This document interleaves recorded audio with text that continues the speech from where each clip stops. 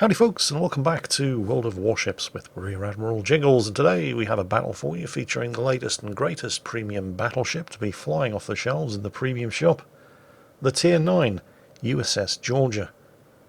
The Georgia is a what-if battleship. Although it was being designed, they're not completely making this up. It's basically what the Iowa might have been if World War II had started a couple of years earlier. In the late 1930s, America got news that Japan was up to no good, building a super heavy class of battleship that would eventually become the Yamato and the Musashi. With their hands tied by the Washington Naval Treaty, which limited them to battleships that were no more than 35,000 tons in displacement and armed with nothing bigger than 14-inch guns, they turned to this thing that was known as the Escalation Clause.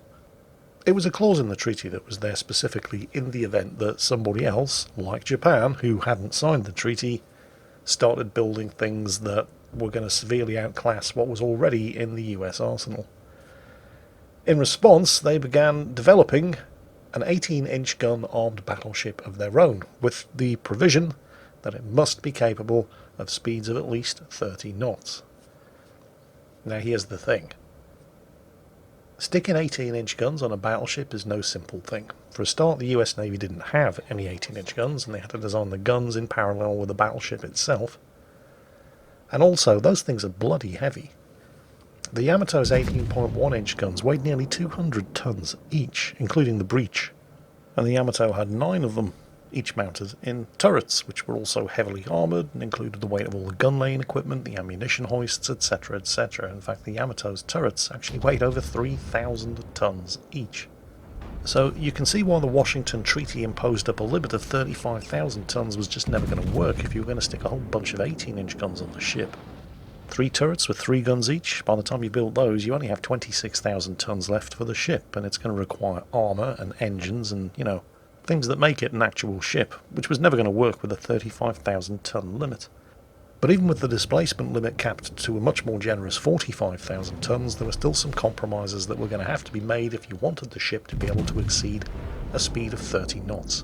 So instead of having 9 18-inch guns, the Georgia was planned to only have 6, 2 in each of the 3 turrets.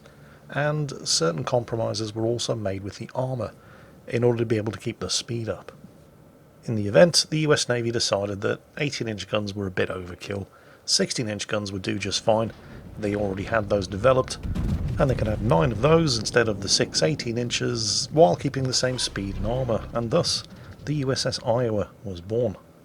So the Georgia, here at Tier 9 in World of Warships, played for us today by Brock Sampson, is a what if the US Navy had decided to stick with the 18-inch gun concept.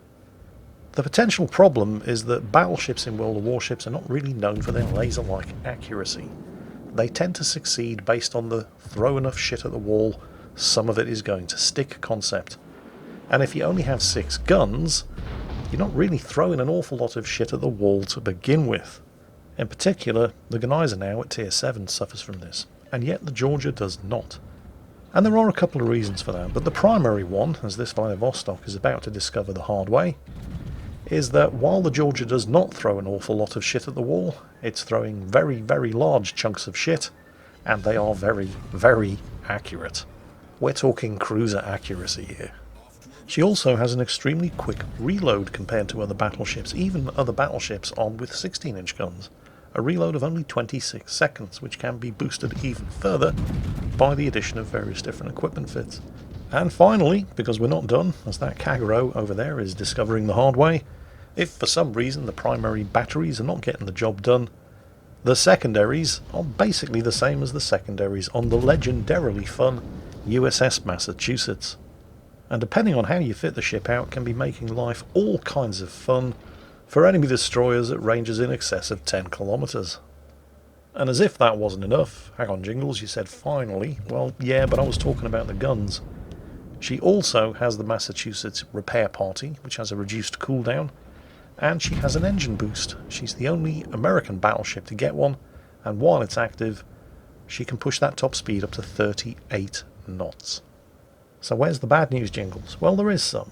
Missed shots do hurt. I mean, you don't miss as many, and the ones that do hit tend to hurt a lot more, because these are 18-inch guns. Yep, that's a paddling. But, as Gneisenau captains in particular are only too aware, if you're only firing 6 shots at the target, despite the fact that the Georgia does not miss as many because it does have better accuracy and it does fire them faster, shots that miss really do hurt. Because, believe it or not, despite the shorter reload, the Georgia has the second lowest damage per minute of any Tier 9 battleship. So while it's easy to think to yourself, well, I've got basically 2/3 of the Yamato's firepower and I've got the Massachusetts Secondaries, this is clearly a get-in close and brawl battleship. And it kind of is, but it also kind of isn't, because it doesn't really have the armour for it. It basically shares the same armour layout as the USS Iowa, and nobody would ever accuse the Iowa of being a close-range brawler like the Bismarck or the Tirpitz. But like the Iowa, and like that Iowa, for example, who's severely miscalculated the amount of support he can rely upon from the rest of his team, the Georgia is very good at closing in and finishing off the wounded when the moment is right. Closing in and finishing off the wounded. Yeah, that's something that seems to have become the aircraft carrier niche recently, isn't it? Although not that Saipan, because according to his team, he's been AFK the whole game. I'm not sure that's entirely fair. I mean, I'm pretty sure I saw some rocket attack planes earlier. And Brock did shoot 2 of them down. He was definitely not AFK earlier, and he's definitely not AFK now. Now, I think it's just that he's very, very bad. Well, look at this. Check out the Torpedo Bombers. Brock doesn't even have his AA sector on the right side here. Although the Georgia's AA is pretty good, but it's better if you've actually focused it on the correct side. Watch as he finishes off the Saipan. Oh, there are the torpedoes. Drop too close. Fuses didn't have a chance to arm. No damage taken. Yeah, AFK or just terrible? You be the judge. Or possibly AFK for most of the game and terrible. It's certainly not impossible. Anyway, Saipan down, Iowa down, and there go the teammates who abandoned them to their fates. And I'm not entirely laying the blame for the Iowa's demise squarely at the feet of the Alabama over there, who is firing high explosive from 16-inch guns at a broadside. Yeah, okay. Or his compatriot over there in the Musashi. I mean, the Saipan and the Iowa's mini-maps work just as well as everybody else's. If they can see that their teammate are turning around and falling back, well, if you're going to continue to charge forward into the teeth of the enemy under those circumstances, let's just say you share some of the blame for what happens next. The Musashi's on the far side of an island, and while the Alabama's firing high explosive, he's not that much threat to anybody. The Mars has been spotted, and he is inside secondary gun battery range, so Brock focuses his secondaries on the Mars, paying attention to the Musashi, who's about to pop out from around the side of the island. Starts angling against the Musashi, but not all 18-inch guns are created equally. He does get the secondary kill, which is also his Kraken, on the Mars, and a close quarters expert award, but the Musashi does spank him pretty hard.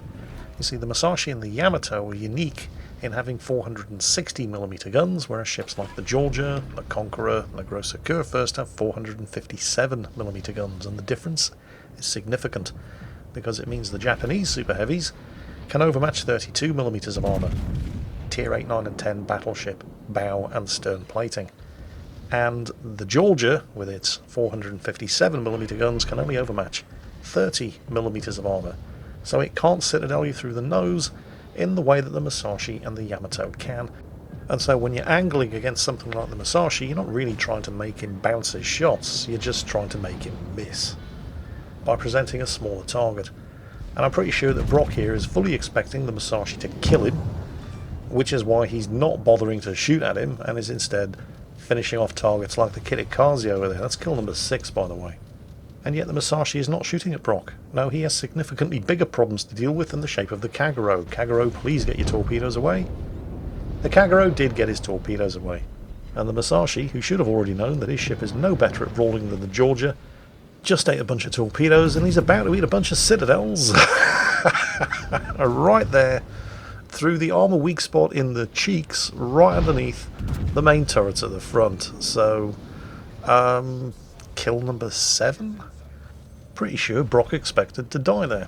In fact, I'm pretty sure the Musashi expected Brock to die there as well. I mean, the Musashi had just spanked him hard and was sitting on double Brock's health. And if it hadn't been for the Kagero, who YOLO'd in there and died but did manage to get his torpedoes away, well, there's a fairly good chance Brock would have died. But, well, the Kagero did YOLO in. He did get his torpedoes away. Brock was able to score multiple citadels on the Musashi, and the Musashi died, and Brock didn't. And now we see the Alabama, who's still firing high explosive, although this time he is at least firing it against an angled target, so we can kind of forgive him. But he's also giving broadside to a battleship armed with 18-inch guns. Do you think he might be new here? I mean, it is a premium. It's entirely possible that he's new. Or it could just be that he's terminally incapable of learning. Either hypothesis is just as likely. And that just leaves... well, I can't really see them losing this. I mean... the Helena's not a bad tier 7 cruiser, but it is just a light cruiser and it is just tier 7.